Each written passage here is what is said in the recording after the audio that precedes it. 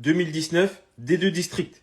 2024, Ligue 2. Lui, en U16, il était en D3 District. Et là, à 19 ans, premier but en Serie A. En 2022, il était en National 2. En 2026, signature à l'Inter Milan. Le point commun de ces trois joueurs, ils ne sont jamais passés par un centre de formation. Et pourtant, aujourd'hui, ils évoluent au plus haut niveau. Pendant longtemps, si votre enfant ne suivait pas le chemin classique, Pôle Espoir, préformation, centre, c'était quasiment terminé. Mais aujourd'hui, ce genre d'histoire se multiplie énormément. Des joueurs qui s'aguerrissent dans les divisions inférieures, qui montent étape par étape, qui progressent en senior et qui finissent par être opérés. Alors, qu'est-ce qui a changé? Déjà, les clubs sont beaucoup plus ouverts au parcours atypique. Ils regardent de plus en plus les performances actuelles plutôt que le CV du joueur, puisqu'ils ont compris qu'on ne mûrit pas tous au même rythme. Certains explosent plus tard, physiquement, mentalement, tactiquement. Mais surtout, le centre n'est pas forcément la meilleure option pour chaque enfant. Être séparé de sa famille et de ses amis à l'adolescence, vivre foot le matin, midi, soir, ça peut faire rêver, mais ça peut aussi détruire. Combien d'histoires a-t-on déjà entendu? Des gamins à qui, à 17 ou 18 ans, on annonce que ça ne continuera pas. Quand on t'a fait miroiter un rêve et que toute ton identité repose dessus, la chute